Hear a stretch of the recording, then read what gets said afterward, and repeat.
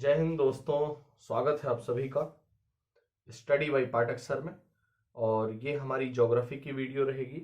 इस वीडियो में हम भारत के जो अंतर्राष्ट्रीय सीमा है, जैसे डोरंड लाइन, मैकमेहन या McMahon line, red Cliff line, इनको देखेंगे। तो चलिए शुरू करते हैं।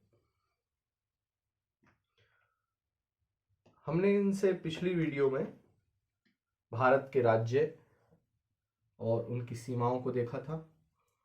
अब जो हम देखेंगे तो अंतर्राष्ट्रीय सीमा है, कुछ अंतर्राष्ट्रीय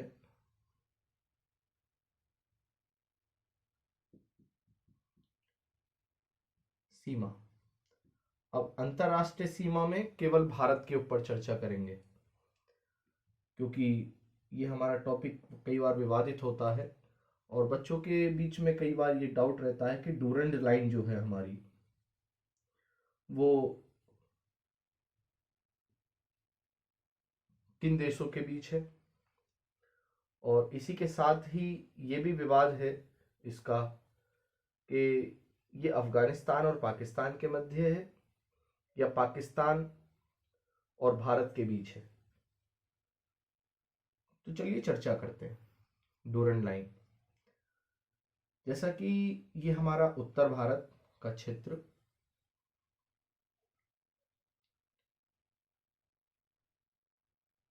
और इससे इधर ये कश्मीर, ये भारत वाला एरिया।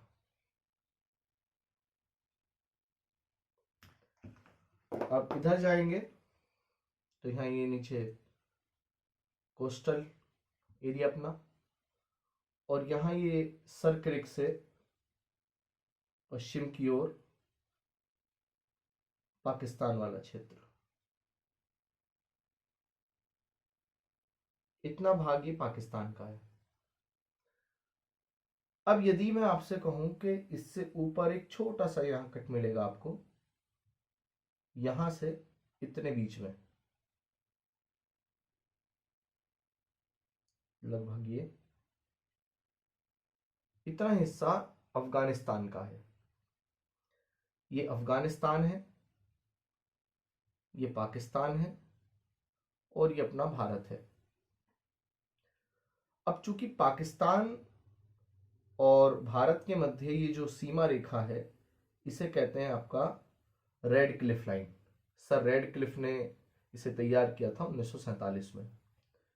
लेकिन उससे पहले की अगर बात करूं, चर्चा करूं, तो अफगानिस्तान और भारत की सीमा तय हो गई थी। जैसे क्या कि यदि इस रेखा को मैं यहां से हटा दूं, ये वाला जो बॉर्डर है भारत और पाकिस्तान का, तो आप कहेंगे कि ये 1947 से पहले की स्थिति है भारत की, क्योंकि पाकिस्तान भारत में ही शामिल था। और 1947 से पहले भारत पर ब्रिटिश सरकार हुकूमत करती, ब्रिटेन की सरकार। तो ब्रिटेन की सरकार ने अफगानिस्तान पे कब्जा करना चाहा, क्योंकि इससे पहले इधर सोवियत संघ था, यानी रूस का क्षेत्र था, और भारत को सुरक्षित रखने के लिए अफगानिस्तान पर शासन करना, अफगानिस्तान पर राज करना, ये एक महत्वपूर्ण भूमिका रही है इतिहास की हमारे। क्यों? क्योंकि ये जो आप लाइन देख रहे हो, यहाँ पे एक पर्वतमाला है, उसका नाम है हिंदू कुश। उस हिंदू कुश पर्वतमाला में बहुत सारे दर्रे हैं, लेकिन महत्वपूर्ण दो दर्रे हैं। यहाँ बोलन दर्रा है इस जगह, और एक खैबर दर्रा है। ये बोलन पास है और इसके ऊपर खैबर दर्रा, खैबर पास है। दर्रे पहाड़ियों के बीच में मार्ग होता है जो प्राकृतिक होता है। अब भारत को यदि सुरक्षित रखना है तो इधर से तो कोई इसलिए नहीं आ सकता क्योंकि यहाँ पे हिमालय रेंज है। तो भारत में शुरू से ही आक्रमणकारी इन दो दर्रों से आए हैं, खैबर दर्रे से और बोलन दर्रे से। तो ब्रिटेन की सरकार ये चाहती थी कि हम अफगानिस्तान की इस वाली सीमा पर अधिकार कर लें। तो इसमें उसने वर्ष 1878 की बात है ये। लिटन का काल था उस समय भारत में, आप पढ़ोगे, लॉर्ड लिटन, 76 से 80 के बीच में। तो 1878 से 1880 के बीच में एक सेकेंड आंग्ल अफगान युद्ध हुआ, या उसे कह देते हैं द्वितीय आंग्ल अफगान युद्ध, आंग्ल वर्सेस अफगान। और अफगानिस्तान की जो ओर से लोग वहां पर आपको दिखेंगे, तो यहाँ पे पश्तो लोग हैं और स्थानीय जनजाति के लोग आपको यहाँ मिलते हैं। उन्हीं में एक प्रमुख व्यक्ति वहां पे आपको देखने के लिए मिलेगा, अब्दुल रहमान खां, पठानों में। तो इस क्षेत्र में जो लोग थे उनको यहां से निर्वासित करके ब्रिटिश सरकार ने इस पर कब्जा करना चाहा। उसके बाद जब आप देखेंगे तो वर्ष 1893 की बात है। वर्ष 1893 में एक अधिकारी हुए ब्रिटिश सरकार के ही, उनका नाम था मार्टमैन डूरेंट, मार्टीमैन डूरेंट, या कुछ किताबों में आपको मार्टिन डूरेंट भी लिखा मिल जाएगा। इन मार्टिन डूरेंट ने इस लाइन को तैयार किया, ये वाली लाइन। अब ये लाइन यहां से शुरू है और यहां तक है, तो यही कहलाई आपकी पूरी डूरेंट लाइन। अब इससे इधर पाकिस्तान तो अभी बना चुकी, तो इस वाले क्षेत्र को भारत ही कहते थे पहले। तो ये अफगानिस्तान हो गया, ये भारत हो गया। तो ये हो गई आपकी डूरेंट लाइन, डूरेंट रेखा। तो अगर मैं कहूं आपसे कि डूरेंट लाइन किसके बीच हुई, तो आप कहेंगे अफगानिस्तान और भारत के बीच में। लेकिन अब भारत की एक विभाजन और हुआ 1947 में, और वो विभाजन कुछ इस तरह से हुआ, ये। तो जब विभाजन इस प्रकार से हुआ, तो ये वाली जो रेखा बनी है, अब जो आप देख रहे हो, मैं इन्हें अलग कलर से बना देता हूं तो आपको ज्यादा अच्छा लगेगा, समझने में आसानी होगी। अब जो ये वाली बॉर्डर बना आपका, जिसे अपन कहते हैं रेड क्लिफ लाइन, तो ये यहां से यहां तक है। ये नीली वाली रेखा जो आप दिख रहे हैं, ये रेड क्लिफ है, रेड क्लिफ लाइन। अब रेड क्लिफ लाइन और ये जो ब्लैक वाली आप देख रहे हैं उससे ऊपर, ये डूरेंट लाइन है। तो इतना भाग जो आप देख रहे हैं, थोड़ा छोटा सा, ये भी अफगानिस्तान से छूता रहा, क्योंकि बहुत सारे इस तरह उस तरह मांग रखी गई थी 1947 में। जब आप पढ़ोगे अच्छी बुक्स, कि अफगानिस्तान के व्यक्ति भारत अगर आना चाहें तो वो आ सकते हैं, थोड़ी सीमा लगने देते हैं। तो हमारी जम्मू कश्मीर से थोड़ी सीमा लगती है अफगानिस्तान की, और यही वो 106 किलोमीटर है जो हमने, आप पढ़ते हो पिछली वीडियो में भी हमने पढ़ा था कि अफगानिस्तान से 106 किलोमीटर की सीमा। और ये जो ब्लैक कलर की लाइन है पूरी की पूरी, यही है आपकी डोरेंट लाइन। तो ये यहां से लेकर यहां तक है, इस पॉइंट से और यहां तक। अब इतना क्षेत्र हो गया पाकिस्तान 1947 के बाद। तो अब ये देखिए आप कि अफगानिस्तान और पाकिस्तान के बीच में भी डोरेंट लाइन है, जो यहां से इस जगह से और यहां तक है। और डोरेंट लाइन भारत और अफगानिस्तान के बीच भी है, जो इस वाले क्षेत्र में है। लेकिन अगर बात करूं ज्यादा लंबाई की, तो लगभग 2430 किलोमीटर के आसपास पाकिस्तान में, लगभग 2430 किलोमीटर के आसपास ये पाकिस्तान से बॉर्डर बनाती है। और अगर इंडिया की बात करूं, जो भारत में डोरेंट लाइन है ये वाली, तो ये लगभग 106 किलोमीटर है।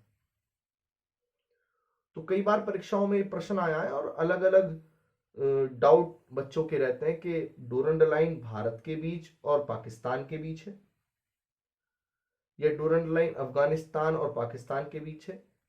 इस तरह से बहुत सारे क्वेश्चन है। तो ये क्लियर है कि डोरेंट लाइन अफगानिस्तान और पाकिस्तान के बीच भी है, और डोरेंट लाइन अफगानिस्तान और भारत के बीच भी है। और कितनी है पाकिस्तान से डोरेंट लाइन? लगभग 124, 430 किलोमीटर या 2430 किलोमीटर है, और भारत से 106 किलोमीटर है। अब आगे चलते हैं।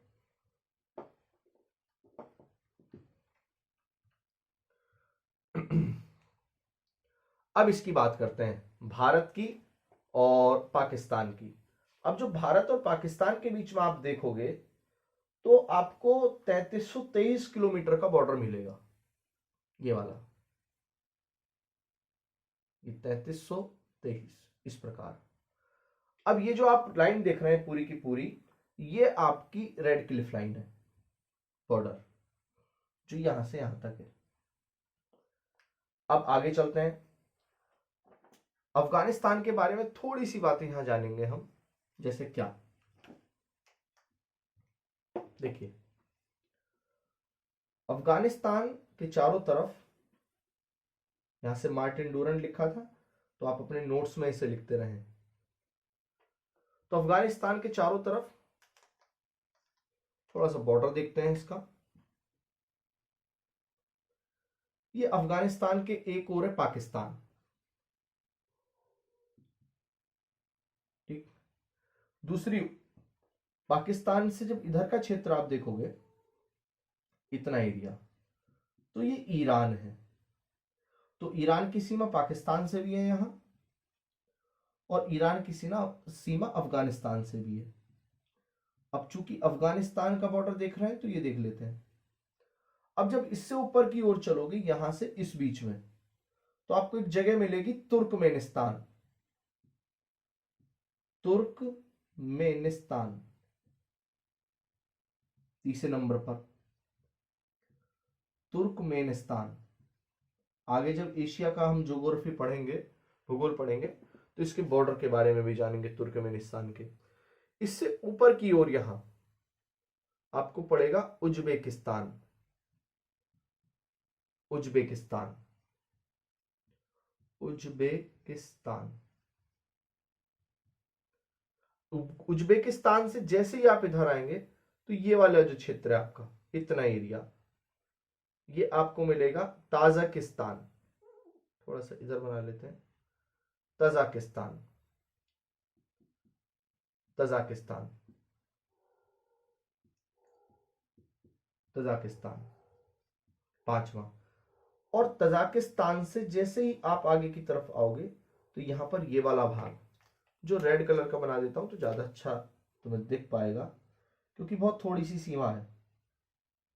ये वाला बॉर्डर, ये जो बॉर्डर है, ये चीन की सीमा है अफगानिस्तान के साथ में। छठे नंबर पर ये चीन है, और अफगानिस्तान की सीमा चीन के साथ भी है और ये भारत के साथ भी है। तो ये आपकी भारत। टोटल 7 देश हैं, और चारों तरफ कोई समुद्र नहीं है अफगानिस्तान के।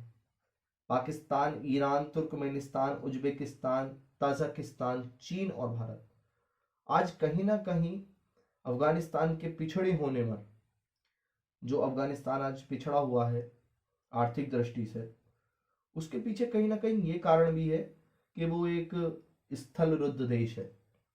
एक कारण, हाल तो उसमें सबसे बड़ा कारण वहां पे जो मुजाहिदीन है और वहां के जो लोग हैं, जो वहां की गवर्नमेंट है, वो उत्तरदायी है। लेकिन कुछ कारण इसमें यह भी है कि ये लैंड लॉक है। आगे चलते हैं। देखिए, अब ये रेड क्लिफ रेखा क्लियर हो गई आपकी, और डोनल्ड लाइन। अब हम जानेंगे चीन और भारत के बीच में जो मैकमेहन या मैकमोहन लाइन है, उसकी क्या जरूरत है।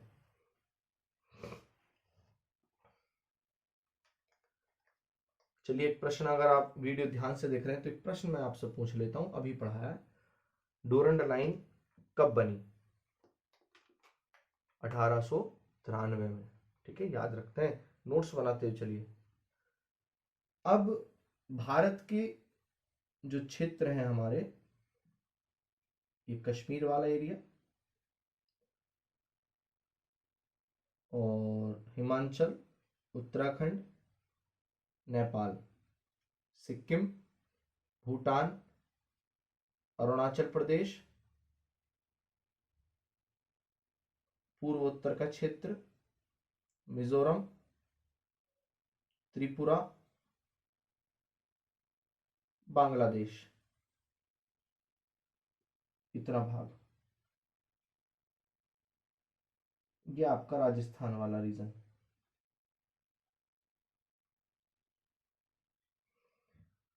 अब यहां इस क्षेत्र से इतना ये पाकिस्तान था, ये इतना अफगानिस्तान, और यहां से यहां तक ये चीन है। अब चीन से जो भारत की सीमा आप देखोगे तो हमने पिछली वीडियो में आपको बताया भी था, चीन से भारत का जो बॉर्डर है वो 3400 आपके 88 किलोमीटर के आसपास है, लगभग 3488। तो क्या 3488 किलोमीटर की लाइन है जो मैकमेहन है, मैकमेहन या मैकमोहन, मोहन भी बोल देते हैं, क्योंकि जो अधिकारी था, आप नाम सुनोगे, एक अधिकारी रहे हैं हमारे, हेनरी मैकमेहन या हेनरी मैकमोहन, पूरा नाम है हेनरी मैकमोहन, क्योंकि नाम मेहन था तो उसे मेहन को मोहन कर दिया भारतीय लोगों ने। अब हेनरी मैकमेहन, जिस समय भारत में ब्रिटिश सरकार थी, 1914 की बात है, हार्डिंग द्वितीय का समय है भारत में इस समय, हार्डिंग द्वितीय।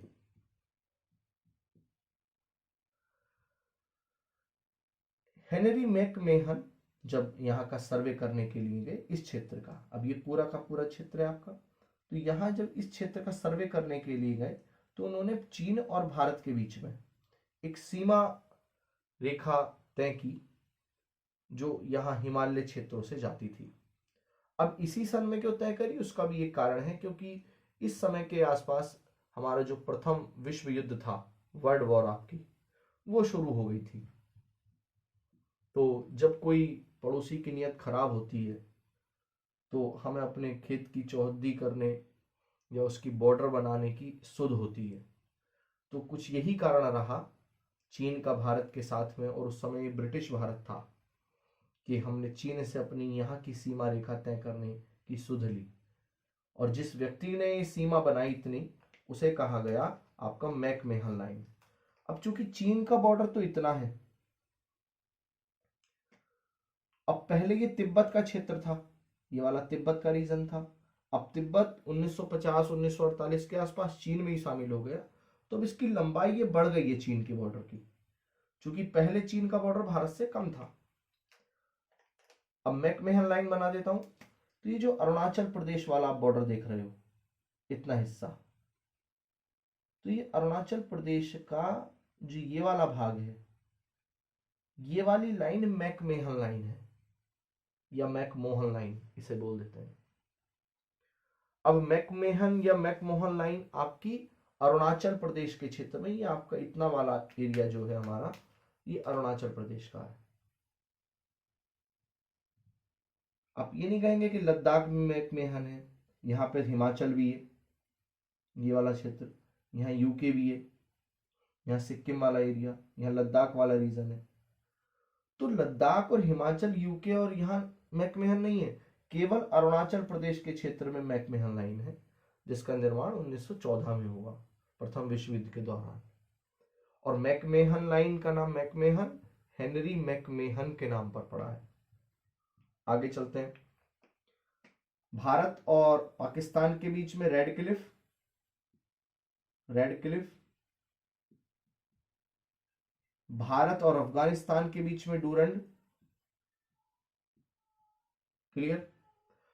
अब ये प्रश्न आपके मन में होगा कि भूटान भी एक देश है, यहाँ पे कौन सी लाइन है, नेपाल भी भारत से सीमा लगाता है, क्या यहाँ भी कोई बॉर्डर है, और बांग्लादेश भी भारत से सीमा लगाता है, क्या इन सीमाओं का कुछ नाम है। और जो हमारे 7 देश हैं भारत के चारों ओर, उनकी क्या स्थिति है उनके बारे में जानते हैं। तो चलिए ध्यान से देखते हैं। अब इस वाले एरिया को मैं समझाऊंगा आपको, इतने एरिया को। ये त्रिपुरा है और ये मिजोरम है। अब इतने भाग को समझिए, इधर बता देते हैं। तो ये जो त्रिपुरा का एरिया है, नक्शा देखोगे आप तो लगभग त्रिपुरा का नक्शा ये मिलेगा आपको, और इससे इधर ये मिजोरम है और ये त्रिपुरा है। अब त्रिपुरा के चारों ओर आपका ये बांग्लादेश है, ये त्रिपुरा का क्षेत्र है। त्रिपुरा की सीमा इतनी मिजोरम से लगती है और ये वाला जो बॉर्डर है ये असम से लगता है। यहां दो राज्यों से हमारे त्रिपुरा की सीमा लगती है, एक मिजोरम है और एक आसाम है। तीसरी ओर ये बांग्लादेश है, यहां ये बांग्लादेश का क्षेत्र है। त्रिपुरा की राजधानी बिल्कुल बॉर्डर पर स्थित है। ये मैं थोड़ा अलग इसलिए बना रहा हूं जिससे आप देख पाओ। अब चूंकि ये स्टार यहां बिल्कुल बॉर्डर पे है, और इतना बॉर्डर पे मानिए कि ये जो बॉर्डर है इसके इधर बांग्लादेश और इससे इधर ये इंडिया यानी त्रिपुरा। तो इस बॉर्डर से अगर ये सीमा रेखा मानिए, ये बांग्लादेश और ये इंडिया है, तो बॉर्डर से अंदर मात्र 50 मीटर, किलोमीटर नहीं है केवल मीटर, 50 मीटर अंदर ये त्रिपुरा शहर है। ये त्रिपुरा शहर की राजधानी अगरतला, अगरतला ये क्षेत्र आपका। अब अगरतला को जब ध्यान से आप देखोगे तो आपको एक चीज यहां फैक्ट मिलेगा, तथ्य मिलेगा। वो तथ्य क्या है जी? कि भारत के राज्य की एक ऐसी राजधानी जो सबसे निकट अंतरराष्ट्रीय सीमा के है, अंतरराष्ट्रीय सीमा के निकट भारत के किसी राज्य की राजधानी अगर कोई है सबसे निकट, तो वो त्रिपुरा की राजधानी है। जैसे यहां ये कश्मीर है, तो कश्मीर की राजधानी ये श्रीनगर है, बॉर्डर से बहुत अंदर है। यहां लद्दाख की राजधानी लेह है, बॉर्डर से बहुत अंदर है। ये यहां ईटानगर है। यहाँ गुजरात की राजधानी ये गांधीनगर यहाँ है। यहाँ जयपुर, ये पंजाब और हरियाणा की राजधानी ये चंडीगढ़। तो कहने का मतलब ये है कि सबसे निकट किसी राज्य की राजधानी अंतरराष्ट्रीय सीमा की अगर कोई है तो वो अगरतला है, त्रिपुरा की राजधानी, बॉर्डर से 50 मीटर बिल्कुल। ये तथ्य आप यहां से याद रखें, कॉपी में नोट करके लिखें। अब अगली चीज जानिए। अगली चीज क्या है? ये बांग्लादेश जो है ये पहले पूर्वी पाकिस्तान कहलाता था, पूर्वी पाकिस्तान। आपने इतिहास में कहानी अगर सुनी होगी तो आपको ये बात पता होगी, वरना इतिहास में आप आगे ये पढ़ोगे। 1971 में पूर्वी पाकिस्तान अपने ही पश्चिमी पाकिस्तान के खिलाफ विद्रोह करा और 1971 में ये आजाद हो गया। और पूर्वी पाकिस्तान आजाद होने के बाद में कहलाया बांग्लादेश, बांग्लादेश।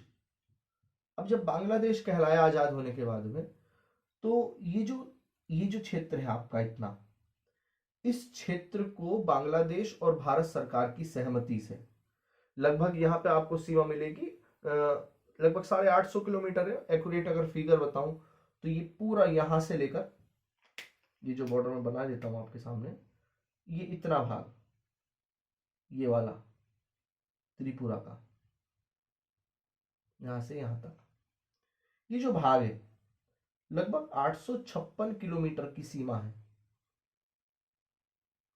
त्रिपुरा की बांग्लादेश से।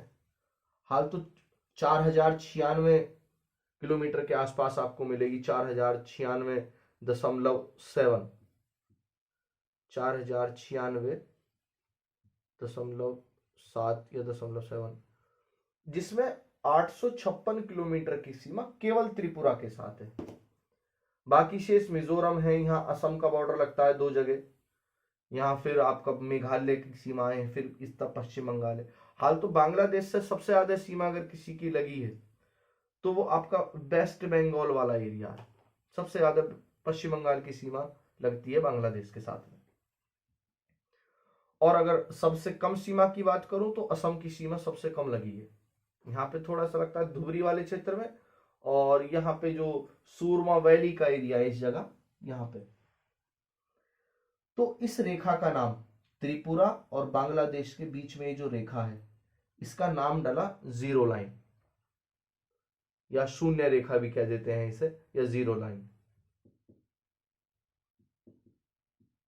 तो आप याद रखेंगे जीरो लाइन या शून्य रेखा किस देश के साथ है हमारी, बांग्लादेश के साथ। तो यहां पर हमने पढ़ी शून्य लाइन या जीरो रेखा,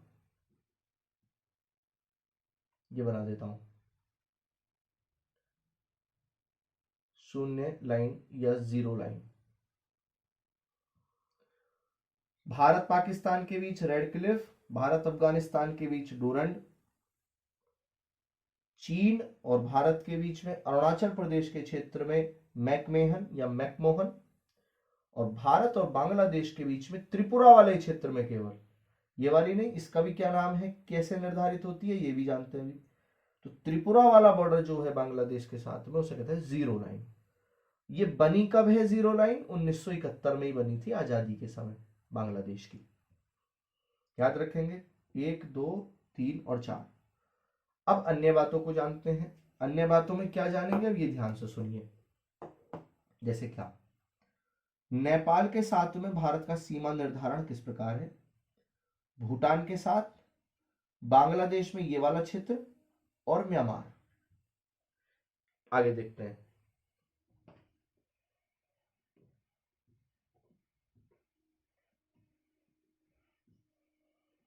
कोई भी चीज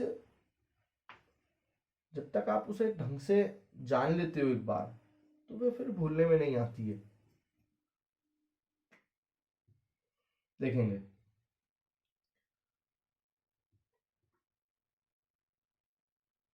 ये कश्मीर वाला एरिया बना लेते हैं पहले अपन।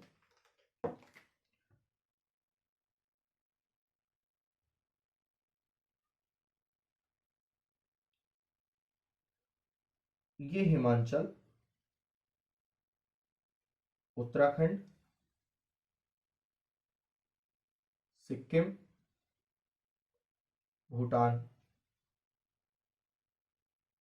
अरुणाचल प्रदेश,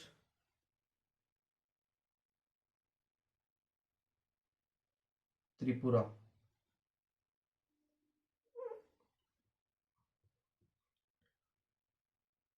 थोड़ा ऊपर लगा के चलते हैं, ये बांग्लादेश। चिल्का झील इधर आ गई है। अब इतनी जगह से काम है तो यही बना लेते हैं। देखेंगे, अब ये जो नेपाल है, इस नेपाल के इधर ये हमारा यूके है, ये अपना सिक्किम है, ये वाला क्षेत्र, इतना भाग, इधर भूटान का एरिया है, ये नेपाल, ये बीच में जो आप देख रहे हो ये सिक्किम। अब नेपाल से अगर बात करूं केवल सीमा की, तो उत्तराखंड ये वाला इतना हिस्सा, यहां फिर नीचे यूपी, इससे इधर आओगे तो बिहार, और यहां पे थोड़ा सा एरिया इतना हिस्से में ये वेस्ट बंगाल लगता है, पश्चिम बंगाल, और इससे ऊपर ये सिक्किम, ये वाला भाग, ये वेस्ट बंगाल वाला एरिया, और ये यूके, ये यूपी, और ये बिहार। तो यूके, यूपी, बिहार, वेस्ट बंगाल और आपका सिक्किम, ये 5 राज्य लगते हैं नेपाल से। अब सीमा निर्धारण की बात बताता हूं। लगभग 1816 के आसपास हमारे भारत में जब आप ब्रिटिश भारत पढ़ोगे, मॉडर्न हिस्ट्री पढ़ोगे, तो लॉर्ड हेस्टिंग के बारे में पढ़ेंगे। वारेन हेस्टिंग नहीं, लॉर्ड हेस्टिंग। 1816 के आसपास उसी का काल था। 1813 से हाल तो 23 तक रहा था वो। तो उस समय भारत का यानी ब्रिटिश सरकार का नेपाल के लोगों के साथ में युद्ध हुआ था जमीन को लेकर। तो आगे चलकर ब्रिटिश और सरकार और भारत के बीच में या ब्रिटिश सरकार या नेपाल के क्षेत्र के बीच में कह सकते हैं संधि हुई, एक ट्रीटी हुई। उसका नाम था संगोली की संधि। संगोली या सुगोली भी बोल देते हैं उसे, सुगोली या संगोली, संगोली। अब वो संधि क्या थी? तो एक प्रपत्र है आपका, उस पर लिखा गया कि नेपाल कहां से कहां तक है। अब ये नेपाल कहां से कहां तक है ये बताता हूं, पहले इस पे समझ लेते हैं, फिर अलग से डायग्राम बना लेंगे। कि ये नेपाल अगर हुआ, मैं कहूं आपसे, तो उन्होंने कहा कि पश्चिम में काली नदी बॉर्डर, यहां पे काली नदी बहती है एक, पूर्व में मेची नदी, पश्चिम में काली नदी, ये काली रिवर है, और पूर्व में मेची नदी, दक्षिण में 350 मीटर लगभग, यहां पे हाल तो मीटर चेंज होते हैं, कि समुच्च रेखा या शिवालिक श्रेणी के बीच में नेपाल की सीमा होगी।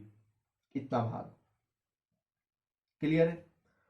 अब जब नदियों के आधार पर नेपाल की सीमा निर्धारण हो गई, यानी इधर ये मेची रिवर वाला क्षेत्र है, सिक्किम और नेपाल के बीच में मेची नदी है, ये मैं लिखा है, मैं मेची रिवर। आपको यहां जब पढ़ेंगे महानंदा रिवर, तो महानंदा की ट्रिब्यूटरी है ये, और गंगा की ट्रिब्यूटरी है महानंदा। तो ये सब ट्रिब्यूटरी है गंगा की, उप सहायक रिवर जिसे कहते हैं मेची।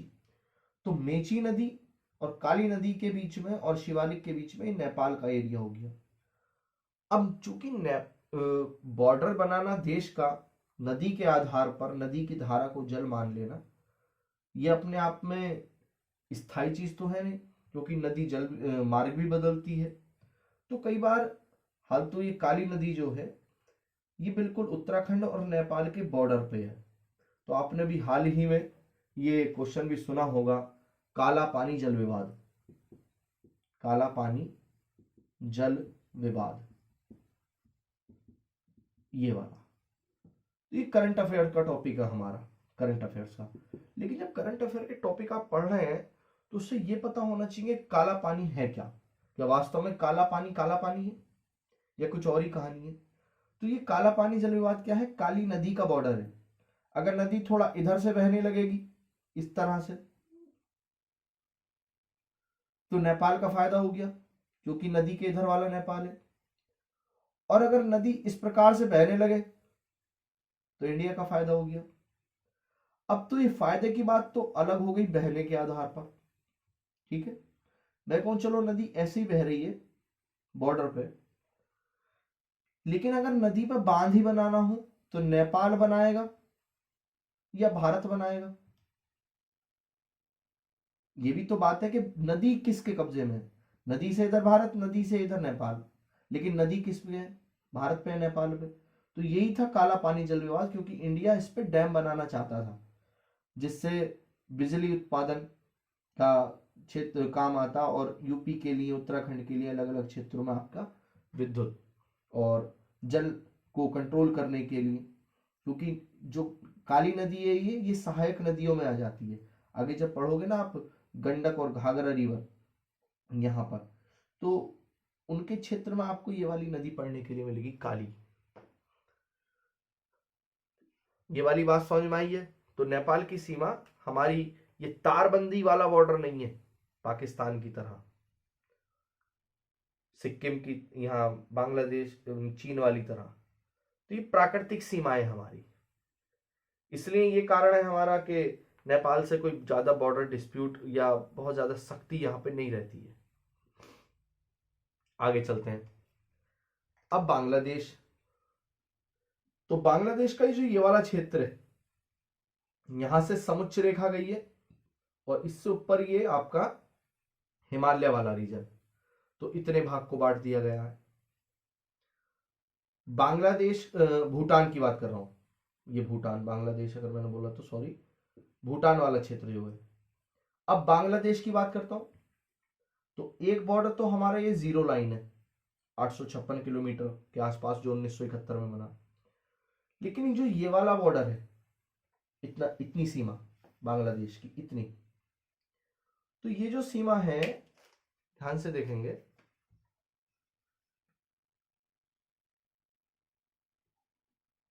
इतना भाग कुछ इस प्रकार से आपको कटिंग सी मिलेगी बांग्लादेश के साथ में। तो यहां से अगर नदियां थोड़ी बहुत आपने पढ़ रखी हैं तो ठीक है, वरना तो मैं बता ही देता हूं। यहां से भारत से होकर, उत्तराखंड से होकर, ये अलकनंदा भागीरथी होकर ये गंगा बनती है और गंगा बांग्लादेश में जाती है। ठीक, उन नाम अलग अलग जानते हो आप, पद्मा, जमुना, क्या क्या है, या आगे पढ़ोगे। लेकिन यह गंगा से एक धारा टूट जाती है बांग्ला, इसमें पश्चिम बंगाल में, जिसका नाम है हुंगली। एक धारा और टूटती है, ये जो बॉर्डर आप देख रहे हो ना, ये बॉर्डर बेसिकली एक नदी का है जो गंगा से ही टूटी है। ये इतनी जो है, तो ये जो आपकी वितरिका है, इसके आधार पर इसका बॉर्डर का निर्धारण हुआ है। जैसे ये हुंगली रिवर है, हुंगली, अब ये वितरिका जो है ये बॉर्डर पे बहती है इस आधार पर, और इस नदी का नाम है हरिया भंगा। हरिया भंगा, हरिया भंगा नदी प्राकृतिक या नदी के आधार पर या प्रकृति के आधार पर बांग्लादेश और भारत की सीमा बना रही है। ठीक है, अब नदी के आधार पर सीमा बनती है तो थोड़ा बहुत डिस्प्यूट भी हो जाता है, झगड़ा भी हो जाता है। ज्यादा इसलिए झगड़ा नहीं होता है क्योंकि बांग्लादेश और भारत हमारा मित्र देश है, क्योंकि जब बांग्लादेश बना था तो भारत ने ही सबसे पहले उसका समर्थन किया था देश के रूप में। आप ये बात इतिहास में या जब आप आईआर पढ़ोगे, इंटरनेशनल रिलेशन, तब ये वाली बात आप जानोगे। हरिया भंगा हुंगली नदी की तरह, ये हुंगली रिवर है, हुंगली, हुंगली नदी की तरह गंगा की एक वितरिका है जो इस सीमा पर बहती है।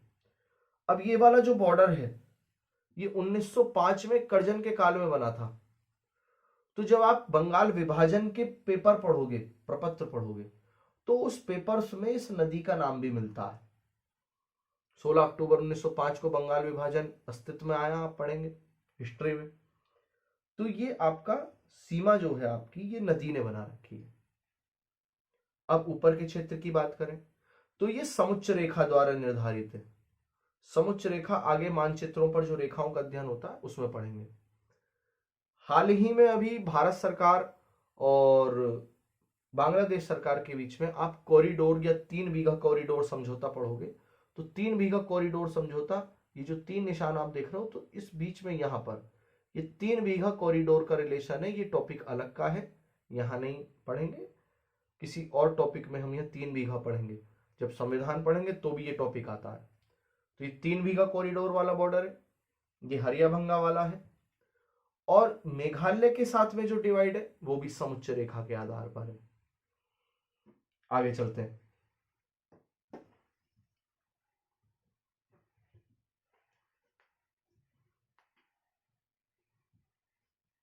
आगे देखते हैं। अब आती है हमारी म्यांमार की बारी। म्यांमार के साथ में हमारा तारबंदी वाला जो बॉर्डर है, बहुत टफ बॉर्डर जिसे कहा जाता है, वो तो नहीं है, लेकिन एक प्राकृतिक सीमा जरूर है म्यांमार के साथ में। उसे देखते हैं, उसे पढ़ते हैं। अब ये पूर्वोत्तर का क्षेत्र है हमारा, इससे ऊपर चीन, और यहां जो आप ये वाला बॉर्डर देखोगे अब इसमें यहां से नहीं है, ये मेघालय वाला क्षेत्र है, ऊपर ये त्रिपुरा एरिया, त्रिपुरा का एरिया है, और ये मिजोरम। तो यहां से ना होकर ये यहां से है, इतना एरिया ये म्यांमार है।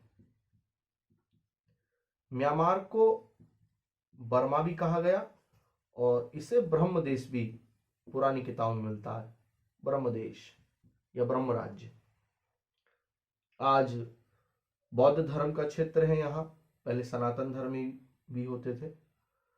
ये जो बीच में बॉर्डर है, तो यहाँ पर आपको बहुत सारी पहाड़ियां देखने के लिए मिलेंगी। जैसे क्या, ये पटकोई बूम है, नागा है, इधर बरेल है, अंदर मणिपुरी पहाड़ी है, लेमातोर पहाड़ी है, मिजो पहाड़ी, लूसई पहाड़ी, और इन पहाड़ियों के बीच में ये जो बॉर्डर है, यहाँ पे एक सतत पर्वतमाला आपको मिलेगी जो आगे तक जाती है म्यांमार में। इसका नाम है Arakan Yoma, Arakan Yoma. Clear? तो बांग्लादेश के साथ में जो हमारा बॉर्डर है वो एक पर्वतमाला के आधार पर है। वो पर्वतमाला कौन सी है? Arakan Yoma. अब हमने जितनी भी सीमाएं पढ़ी अभी, उनका एक बार में निचोड़ पढ़ लेते हैं बहुत जल्दी से। देखिए,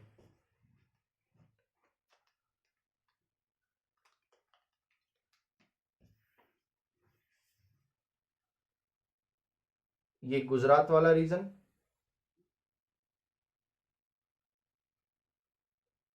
ये पर कश्मीर, नेपाल, सिक्किम, भूटान, अरुणाचल प्रदेश, मिजोरम, त्रिपुरा, बांग्लादेश।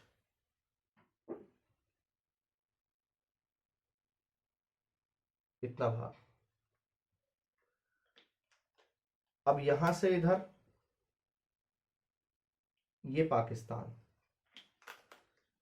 ये रेड क्लिफ लाइन है पूरी, इतनी, और इससे ऊपर ये अफगानिस्तान, ये अफगानिस्तान। तो ये नीले रंग की रेड क्लिफ लाइन है जो अफगानिस्तान और पाकिस्तान दोनों के बीच में, अफगानिस्तान और पाकिस्तान, अफगानिस्तान और भारत के बीच में ये रेड क्लिफ। यहां डाल देता हूं 1 number, red Cliff, Durand, red Cliff कह रहा हूं, डूरंड। ये वाला बॉर्डर रेड क्लिफ लाइन, इतनी सीमा, ये रेड क्लिफ, रेड क्लिफ। तीसरा, ये मैकमेहन या मैकमोहन, मैकमेहन या मैकमोहन। फिर आपका ये काली नदी और मेची नदी, काली और मेची, ये नेपाल वाला क्षेत्र है। 350 डिग्री की समुच्च रेखा, यहां पर ये शिवालिक का क्षेत्र भी है, यहां शिवालिक भी लिख सकते हैं। ये भूटान के साथ समुच्च रेखा क्या होती है, कैसे नापते हैं, ये आगे पढ़ेंगे। जीरो लाइन बांग्लादेश के साथ, जीरो लाइन बांग्लादेश के साथ। हरिया भंगा नदी बांग्लादेश के साथ, हरिया भंगा। अराकान योमा पर्वतमाला म्यांमार के साथ, म्यांमार। तो ये बॉर्डर हमारा क्लियर हुआ यहां से। अब आगे देखते हैं, कुछ और तथ्य जानते हैं फटाफट से। देखिए,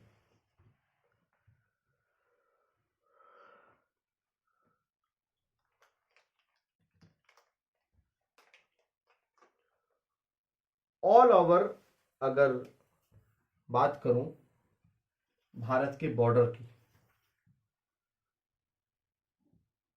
तो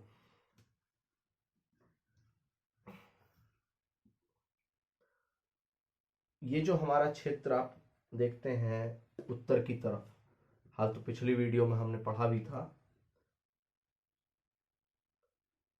भारत की सीमा से संबंधित तथ्य जो थे, अगर नहीं देखा है तो उसे एक बार वीडियो देख सकते हो आप। ये मुंबई वाला क्षेत्र है, और जब इधर आप आओगे तो ये नीचे दक्षिण भारत में केरल वाला रीजन, ये चिल्का झील, इससे इधर आपको मिलेगा सिक्किम वाला एरिया,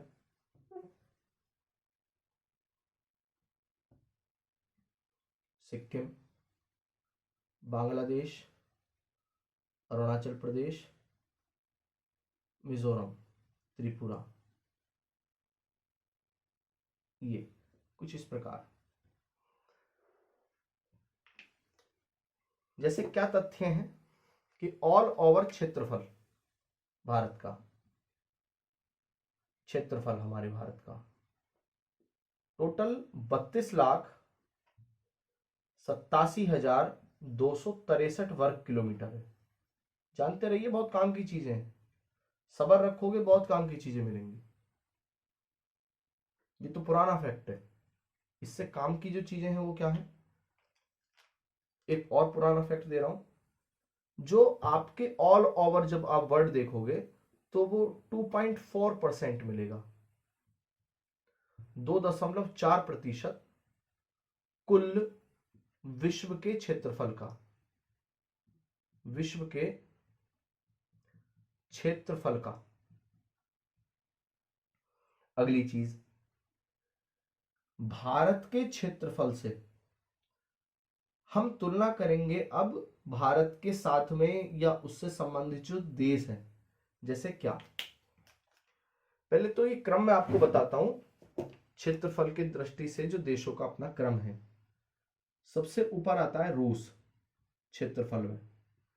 अगर रूस की बात करूं तो हाल तो क्षेत्रफल एग्जाम में डायरेक्ट नहीं आपके पूछेगा, लगभग 1,71,00,000 वर्ग किलोमीटर का क्षेत्रफल है रूस का, जो भारत से लगभग 5.5 गुना बड़ा है। भारत के क्षेत्रफल का रूस का क्षेत्रफल। एक फैक्ट यहां से लिखिए, दुनिया का सबसे बड़ा देश क्षेत्रफल की दृष्टि से, और अगर स्थलीय भूभाग की अगर बात करूं तो लगभग 2/3 भूभाग पर ये है केवल रूस जो है आपका बसा हुआ। अगर पृथ्वी पर स्थलीय भूभाग को 100 मान लो तो 2 भाग पर ये बसा हुआ है अकेला रूस जो है हमारा। अब दूसरे नंबर पर अगर बात करें तो दूसरे नंबर पर आपको मिलेगा कनाडा, कनाडा। पहले देखिए, तीसरे नंबर पर चीन, चौथे पर यूएसए, पांचवें पर ब्राजील, छठे पर ऑस्ट्रेलिया, और 7वें नंबर पर भारत। क्षेत्रफल की दृष्टि से ये देशों का क्रम है, दुनिया के सबसे बड़े देश। तो क्षेत्रफल की दृष्टि से भारत 7वां सबसे बड़ा देश है, ये फैक्ट कई बार वनडे एग्जाम में आया हुआ है।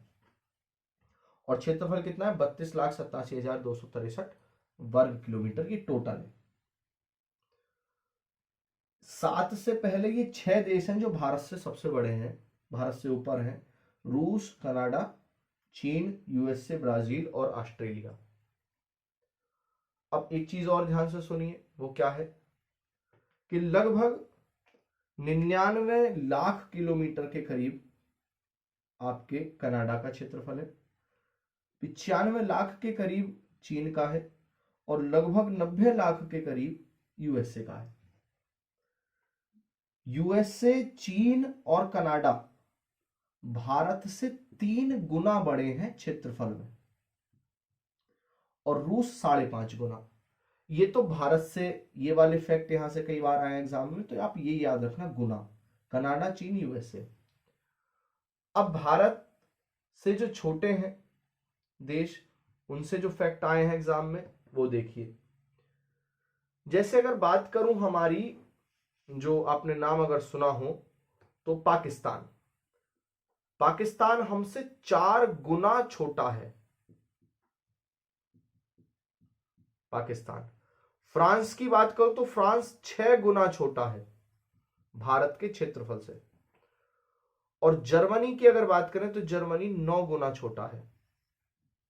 और ये बहुत प्यारा सा देश है हमारा बांग्लादेश, भारत से 23 गुना कम है। इसका 23 गुना क्षेत्रफल है बांग्लादेश का। तो यहां से फैक्ट याद रखिए, डायरेक्ट कई बार फैक्ट ये वाले पूछे जाते हैं। अगली चीजें बताता हूं, वो सुनिए।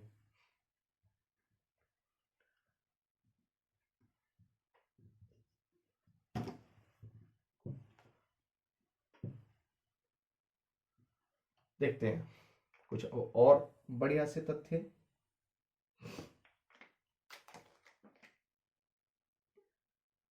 नक्शा है तो अच्छा लगता है, अगर अच्छे से बनाओगे ना तो आपके नोट्स भी पढ़ने का मन करेगा और आपको याद भी अच्छे से हो जाएगा वो। फिर से अपने भारत पे आते हैं समझने के लिए। भारत की अगर आकृति की बात करूं तो मैंने आपको एक दिन बताया कि ये 30 डिग्री तो इस प्रकार है, 30 डिग्री, और लगभग 30 ही डिग्री इस प्रकार आपको मिलेगा, इस तरह से। ये भी 30 डिग्री है। भारत जो है पूरा लगभग चतुष्कोणीय है, या इसे कह सकते हैं चतुष्कोणीय या चार कोणों के आधार पर। अगर आपसे पूछी जाए कि ऑल ओवर इंडिया की आकृति कैसी है, तो ये आपको विकल्प में मिलेगा, आकृति से क्वेश्चन। ऑल ओवर भारत की जो स्थिति है वो चतुष्कोणीय।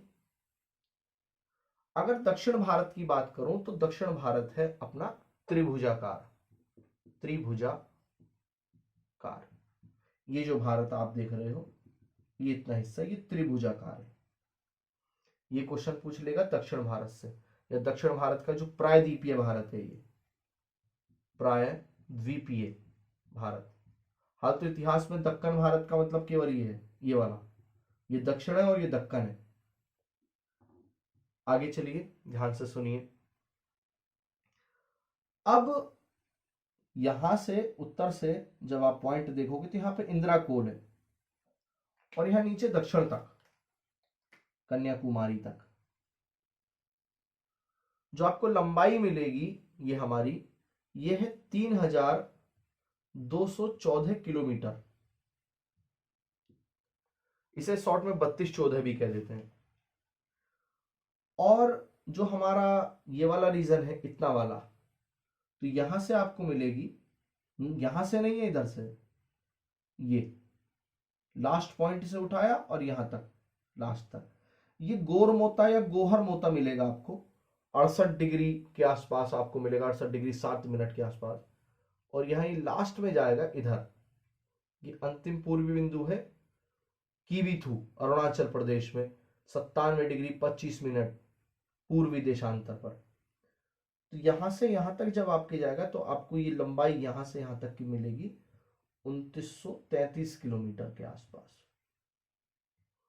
तो 2933 किलोमीटर पूर्व से पश्चिम की लंबाई, और उत्तर से दक्षिण की लंबाई है 3214 किलोमीटर या 3214 किलोमीटर। अगली चीज ध्यान से सुनेंगे। पूर्व से पश्चिम के समय में अगर अंतर की बात करूं, यानी यहां से लेकर और यहां तक, तो 2 घंटे का अंतर है पूर्व से पश्चिम के समय में। अगर ये बात बहुत डिटेल से आपको पढ़नी है तो एक टॉपिक हम पढ़ेंगे, टाइम जोन। टाइम जोन, समय क्षेत्र के किस प्रकार से समय जोन बांटे गए हैं। कुल 24 समय जोन है। कहाँ किस देश में सबसे ज्यादा समय जोन है, अंतरराष्ट्रीय तिथि रेखा में कितने विचलन हैं, वो क्यों मोड़ी जाती है, एक बार में पृथ्वी पर कितने दिन हो सकते हैं, क्या प्रकार है, 82.5 डिग्री ही क्यों भारत की मानक समय रेखा है, 82.5 क्यों है, 83 क्यों नहीं है, 82 क्यों नहीं है, उसका क्या कारण है, और ये 2 घंटे का समय अंतर क्यों है, ये भी बताता हूं। 97 डिग्री ये वाला पॉइंट है हमारा, 97 डिग्री 25 मिनट के आसपास, मिनट का साइन है ये। और ये गुहार मोता मिलेगा आपको नंबर 2, 68 डिग्री 7 मिनट। तो जब इन दोनों का अंतर निकालोगे आप तो लगभग आपको 30 डिग्री प्राप्त होगा, लगभग। अब 15 डिग्री में 1 घंटा होता है, 1 घंटा बोल दो या 60 मिनट बोल दो, मेरे पास डिग्री कितनी है 15, 30। अब 30 डिग्री में घंटे कितने हो गए 2। तो ये बस इतना याद रखें आप कि पूर्व से पश्चिम के समय में 2 घंटे का अंतर है। हाल तो कई टाइम जोन भी होते थे, जब ब्रिटिश काल में आप पढ़ोगे तो पूर्वोत्तर के लिए अलग टाइम जोन था, यहाँ बंबई के लिए अलग टाइम जोन है, ये पाकिस्तान वाला जो टाइम जोन चलता था।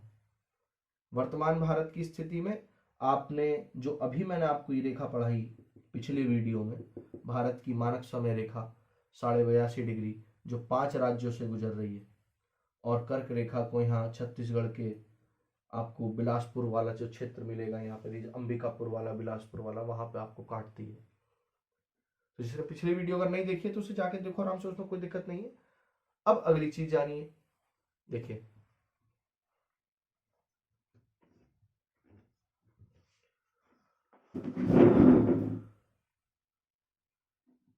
वीडियो बीच में देख लेता हूँ, इससे ये पता रहे चल रही है नहीं चल रही है, क्योंकि अकेले वीडियो बनाता हूँ तो अगर मैं बीच में रुक जाता हूँ तो थोड़ा सा कष्ट के लिए खेद हो जाता है, तो उसके लिए इग्नोर करिए थोड़ा।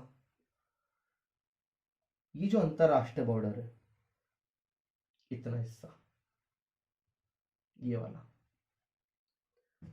बना देता हूं दोबारा से तो ज्यादा अच्छा समझ में आएगा।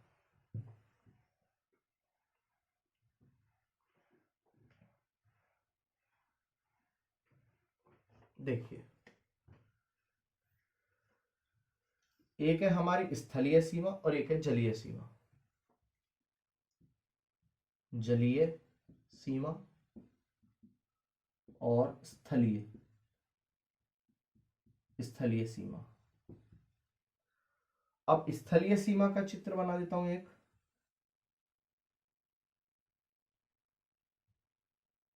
ये गुजरात वाला रीजन, कश्मीर, हिमाचल, उत्तराखंड, यूपी, बिहार, सिक्किम, भूटान, पूर्वोत्तर, मिजोरम, त्रिपुरा, बांग्लादेश, और ये यहां तक। ये जो इतना भाग बना है ये स्थलीय है,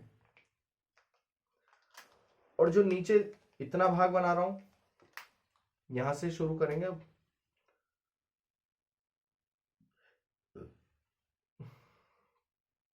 ये वाला एरिया, ये आपकी जलीय सीमा है यहां तक, बस ये।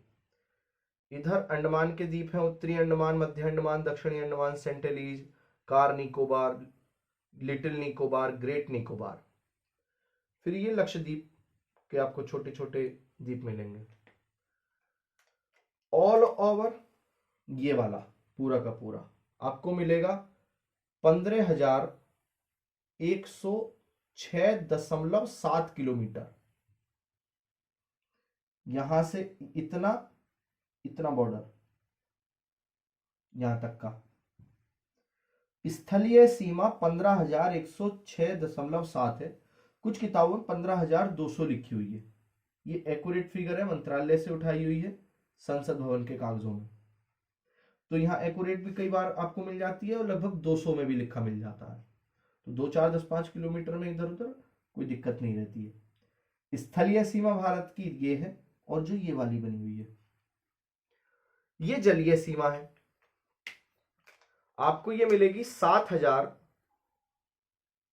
516.6 किलोमीटर, इतना बॉर्डर। अब ये है कौन सा, ये कच्छ वाला एरिया, गुजरात, यहां महाराष्ट्र, फिर नीचे आओगे गोवा, कर्नाटक, केरल, तमिलनाडु, आंध्र प्रदेश, ओडिशा और ये पश्चिम बंगाल। फिर द्वीपों के चारों ओर, हर द्वीप के चारों तरफ, और ये आपका अंडमान के चारों तरफ वाला एरिया। इसमें ये सारी, एक लक्षद्वीप, 2 प्रायद्वीपीय भारत और 3 अंडमान निकोबार, इन सबका कोस्टल एरिया यानी तटीय एरिया जब आप किलोमीटर में जोड़ोगे तो 7516.6 बैठेगा। इसे कहते हैं जलीय सीमा। यह है स्थलीय सीमा। तो जलीय सीमा और स्थलीय सीमा जब दोनों को जोड़ दूंगा यानी 15,106, 15,106.7 और 7,516.6, तो भारत की कुल सीमा निकल के आ जाएगी जलीय और स्थलीय, जो लगभग बैठती है अगर आप जोड़ोगे तो आपकी 22,623.7, 6 दूनी 12, 13, ये 3, ये बैठेगी 22,623.3 कुल सीमा भारत की, जलीय और स्थलीय। जलीय पूछ लीजिए, स्थलीय पूछ लीजिए। अब आगे चलते हैं।